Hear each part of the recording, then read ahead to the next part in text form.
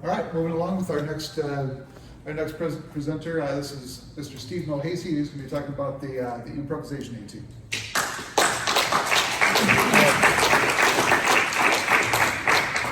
All right, let's get started. I'm Steve Mulhasey. I teach at Whittier Middle School in SAISD. I'm also retired U.S. Army bandsman. And I've been doing this clinic for a little while now, so if you've been here the last few years, I haven't really changed a lot about what I'm going to talk about, but I see some students in the back. Are you guys all going to audition for All-State Jazz? Awesome. Mostly band directors. I'm aiming at the band directors right now. But what we're going to talk about today, I'll go kind of over form and how that kind of applies to what we're doing here. Okay, good. It's working. Let's go ahead and get started. I like to start things off by blowing a little bit and letting you hear what I'm doing. So, first etude is F blues, and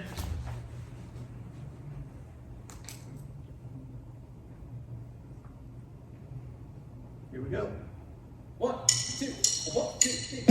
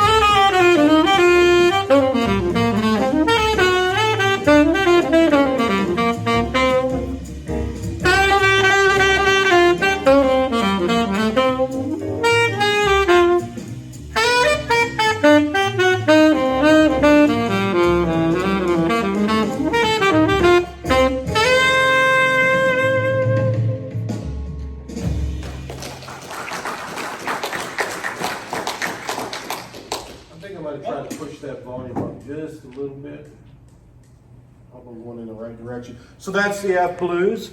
All right. And I want you to notice, and I need to point this out right now. There is an errata sheet. It's forthcoming. There were some mistakes on the on the blues. If you got the first edition that came out, you'll notice that in measures like 7 and 8, it had a turnaround that was trying to take it back to 1. Yeah, and you know, you're listening to it with your ear and going, that's just not what's going on. So this is the corrected copy. If it's not up on the website, it will be. Otherwise, I will also be putting these slides up. I'll have a link off of a YouTube thing where you can download the corrected copies. Additionally, there were some mistakes in the first ending, but I think they've got that all straightened out now. Okay, so what do? I always look at form. The first thing I do is I look at it and I say, okay, it's a 12-bar blues with a 4-measure intro. If you look at your sheet, it says solo section starts at measure 5. In the past, I've said you don't have you can blow over the intro if you want to, but I'm kind of starting to become a believer in. I know kids get nervous, and they get up and they start blowing right off the bat, and I think it's better to maybe be patient, take and blow like in measure 4. See if I can go back up. In measure 4, there you got the break. That might be the place to jump in if you want to get a little bit of a head start, but wait a little bit so that you can get the tempo in your head. I think that's going to be helpful for the kids. You must solo 4 times through, starting at measure 5. It's going to be 4 times through. Watch out at the end. Okay, there is some rhythmic stuff there that's going to go on, and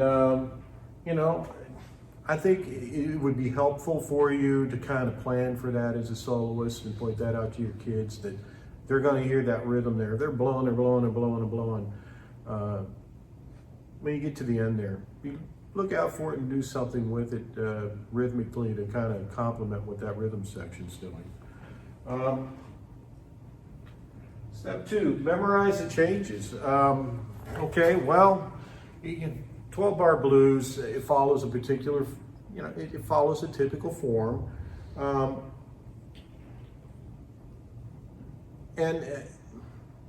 Memorizing the changes, I'll talk to you about how I memorize changes. The song's 4/4 time. Each measure has slashes to indicate each beat in it, okay? And that's for people that are first time coming to this. Additionally, rhythmic notation in measure 4, measure 20. Okay, yeah, there's a break in measure 4, good spot to jump in, kind of get going, and also measure 20 at the end. Begin memorizing changes by thinking like you're a bass player, okay? I like, and it's not such a big deal on blues, but when you start to do things that have a lot of chord changes that are coming along, I like to just, I play quarter notes on each beat and I play them slow. So I start and I play whatever the root of the chord is, okay? I think I put up there, for instance, you see a C minor 7 chord, you just play the C. It's a quick way to get things memorized, and this would be an example of it.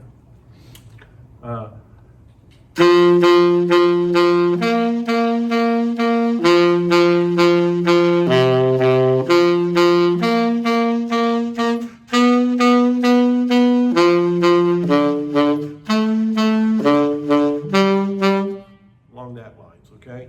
It's not fun, but it will help kind of, for me, it helps me get the motion of what's going on with the chords memorized pretty quickly. Use a metronome. Where are the students? Use a metronome. This thing is marked quarter note equals 215. Don't try to play it at 215 right off the bat. Slow it down to about, 110 and go slow. You've got time. Most of the auditions won't happen until, October? You've got time. Go slow with it and make sure that you really know the changes. I've got the changes in front of me. I like to have the changes in front of me, but I'm not looking at the changes most of the time. When you get nervous in the audition room, it's nice to have the crutch of the changes in front of you. Step 3, help yourself. Hear the quality of all the chords. What do I mean by that? Major, minor, dominant, half diminished, fully diminished, and how are you going to do that?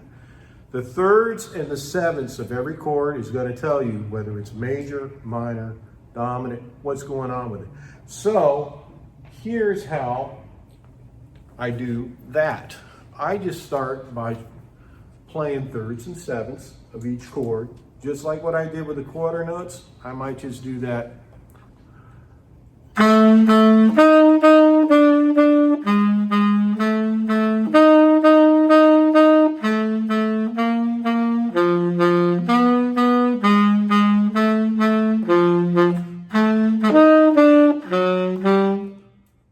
Real slow with it. I aim for thirds and sevenths. And I think you'll also find that it will help you with melodic voice leading on your solo.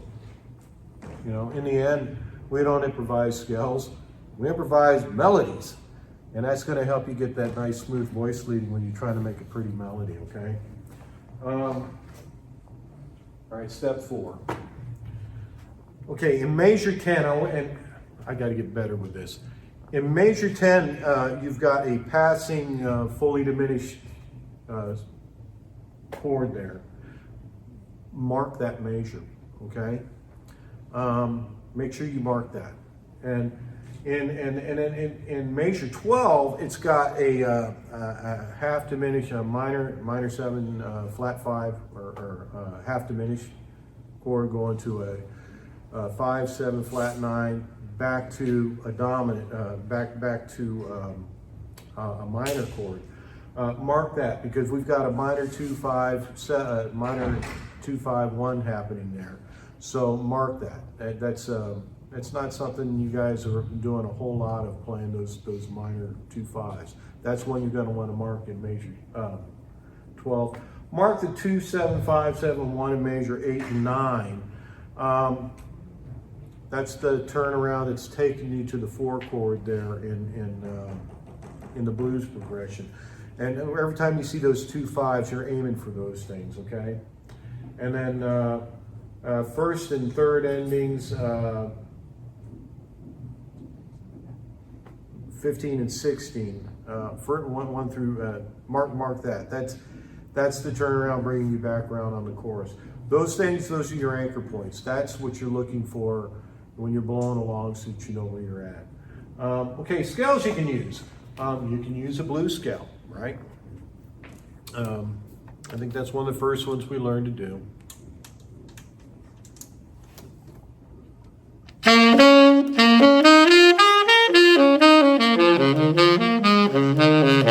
Right? The bebop scale. Bebop scale is a major scale with a flat 7 in it. You got the flat 7 and natural 7.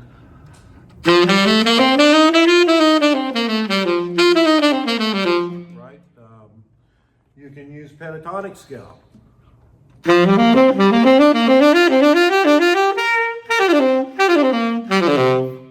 that. On the dominant chords, that's the things that would be marked like G7, C7, Lydian scale.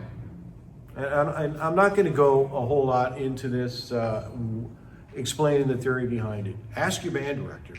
We went to school. We know that stuff. We're happy to share it with you, okay? Lydian scale, Lydian mixolydian scale, altered scale, Superlocrian. Superlocrian, I like that one a lot. You hear me use it a lot. On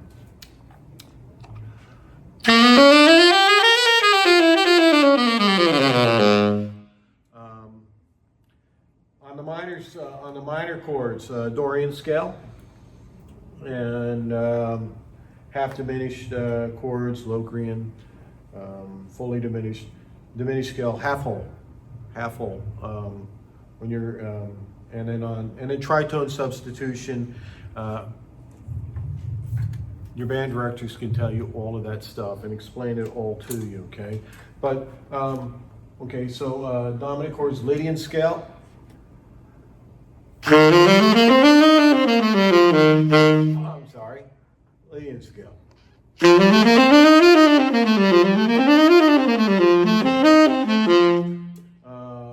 Lydian mixolydian.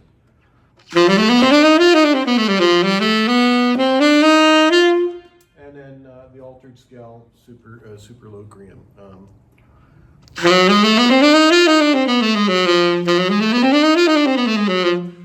That's just playing a Locrian scale based on the 7th scale degree of the melodic minor, which seems really hard, but when you start doing it, it starts making a lot more sense. And we talked about Locrian, Dorian, diminished scale. It's an 8-note scale. Right? Triad pairs and tritone substitution. I'm not going to talk a lot about that, okay?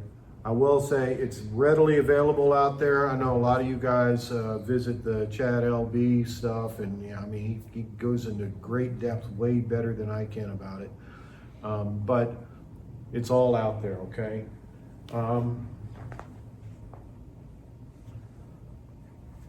We don't improvise scales, we improvise melodies. I'm trying to get us back on time, but I'm not going to make it. Scales are just tools to produce tension and release, okay? Tension.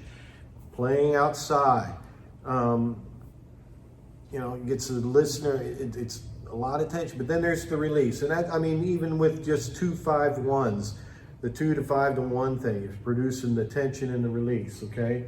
And I think you'll find it very helpful to write out and craft the solo that you want to have recorded. I am not at all saying memorize a solo. And frankly, even if you write out a solo, you're not going to be allowed to bring it up to the stand. You're going to have to use a fresh sheet.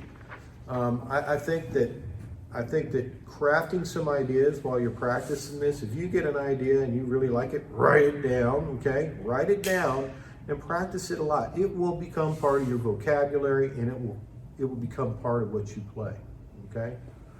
I know I'm going fast. Are there any questions? All right, I'm gonna play it again, and I'm gonna try to incorporate all those skills and all those things I just talked about.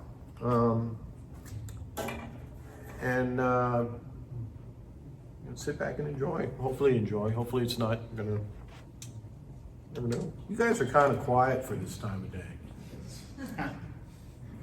All right, let's give this a try. I'm gonna turn that up a little bit.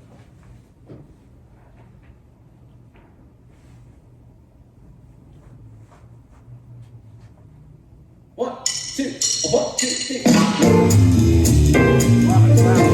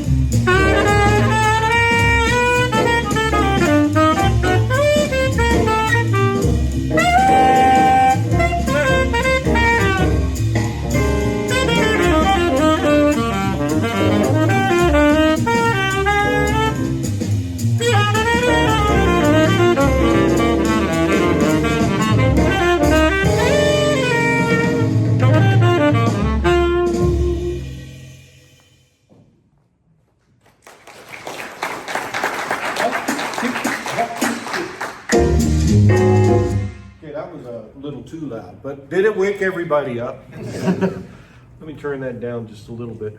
Okay, so I tried to make sure that I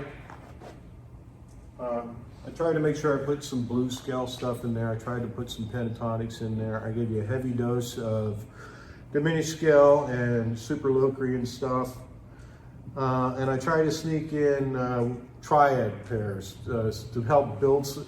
Instead of thinking linear, you know, trying to, and it really comes in more handy when I'm doing something like impressions where you got one chord, thinking more vertical and using triad pairs to help you do that. Basically, a dominant triad pair. For C7, I would play C, E, G, and then I would play the triad below it a whole step, B flat, D, F. And it comes out sounding a little bit, I'm thinking in C because I'm like that, right?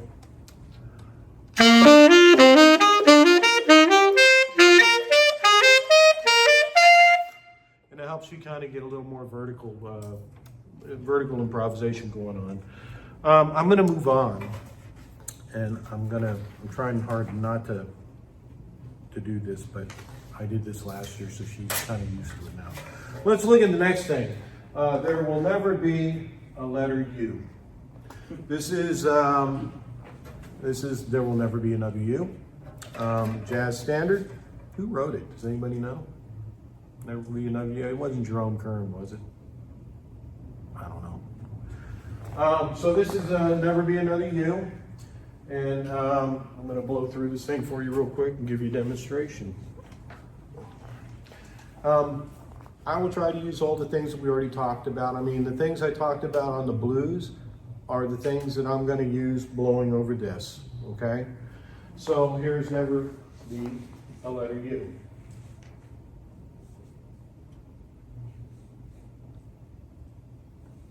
One, two, three.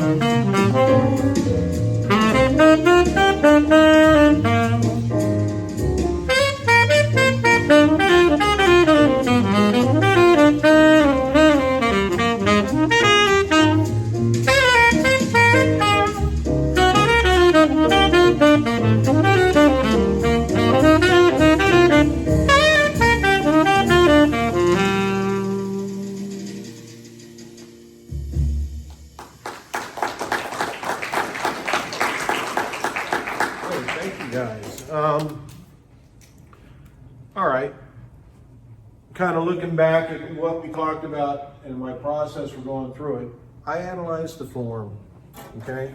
This is a 32 bar form with a 4 bar intro. Let me put that back up here, right?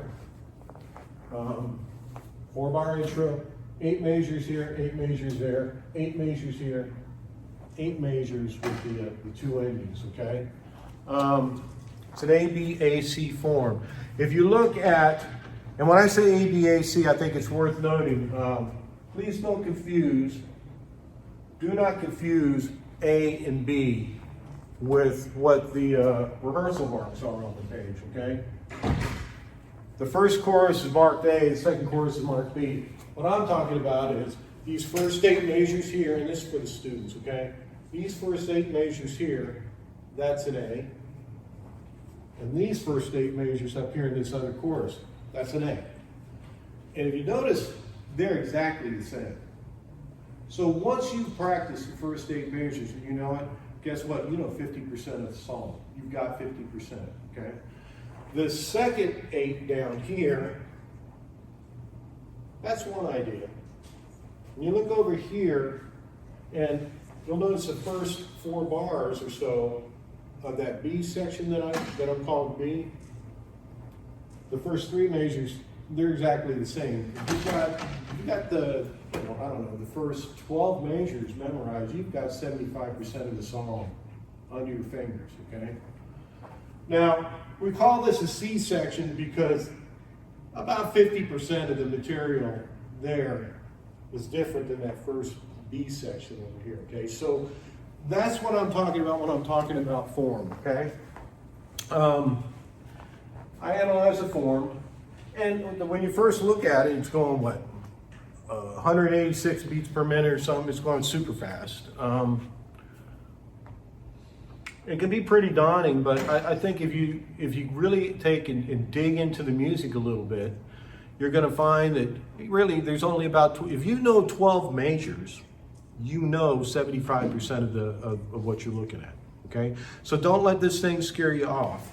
And, okay, and just like on the other one, the arranger indicates that the solo starts at letter A. I don't recommend blowing over the changes right at the intro. Give yourself an opportunity to hear what's going on tempo-wise, okay? And you've got a solo over the form twice. So you're going to play from A through the first ending, back to A to the second ending. So you're going to play about 64 measures of solo, okay?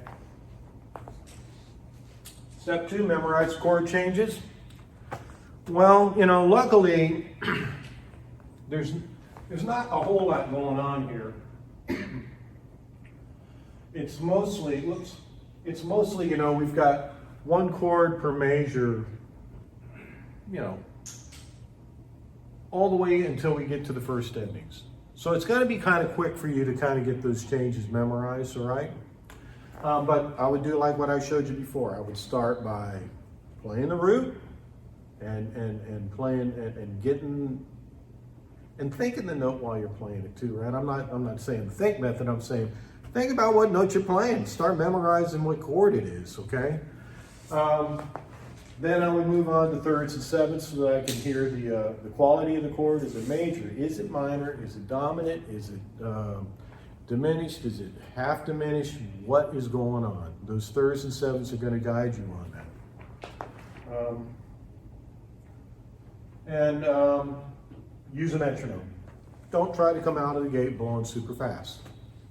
It's going to be, it's just going to be soul crushing. So don't.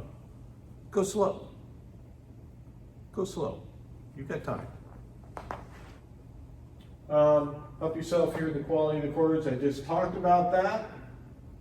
Step 4. Okay, back to form. And we already talked about it. You should all notice the A sections and B sections. We already talked about that. But there's a minor, there's a 2-7, 2, 5, 7, and 1 in measure 7 and 9. That's where these turnarounds are happening that take you from the A section to the B section, right?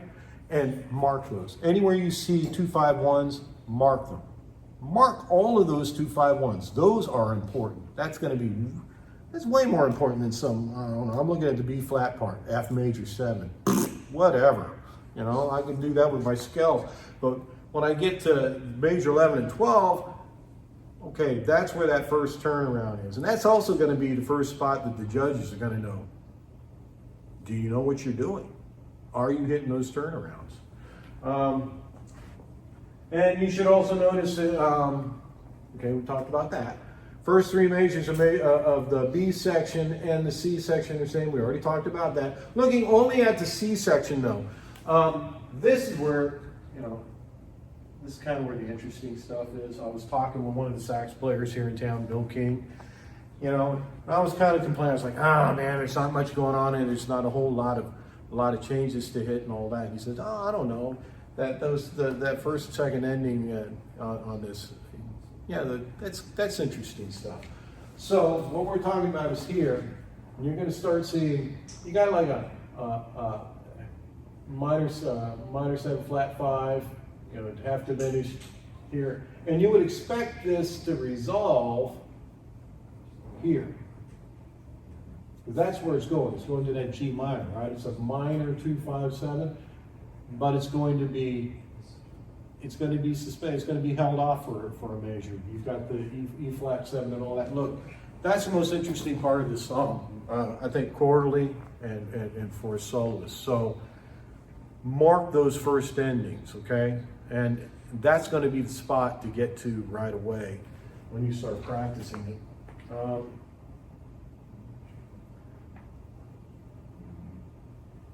And don't be intimidated by those last 5 measures because, you know, look, we're all practicing doing our 2-5-1s.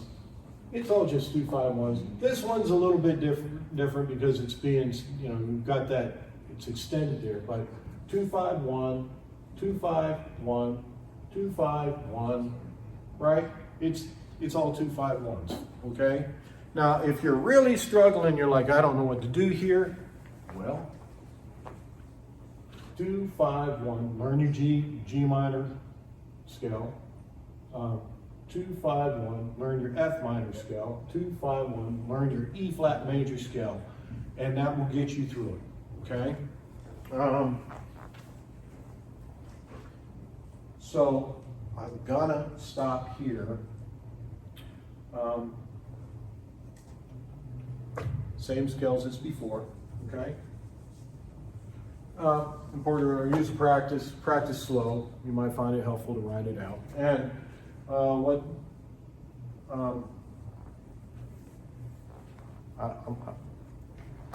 what Adrian said earlier today, go out and find recordings of this of your favorite musicians and listen to them. Use them for inspiration. You know, if you want to try, if you hear something that you really liked and you want to write it out and practice it, it will become part of your vocabulary. And that's what I recommend. So let me play it through one more time and we'll call it a day. Pick up my finger.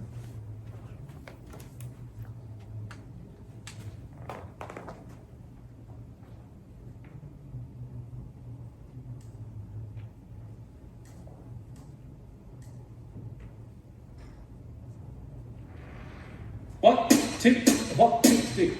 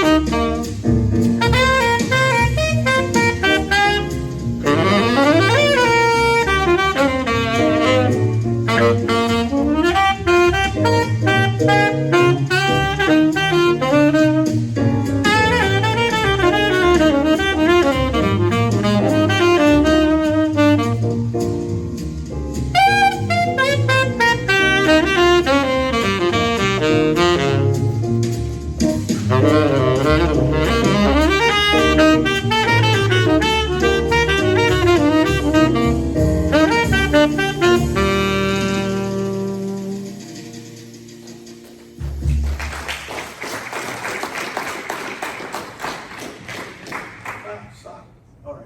Well, cool. Thank you guys, and I'm going to stop talking, get out of the way. Don't go anywhere.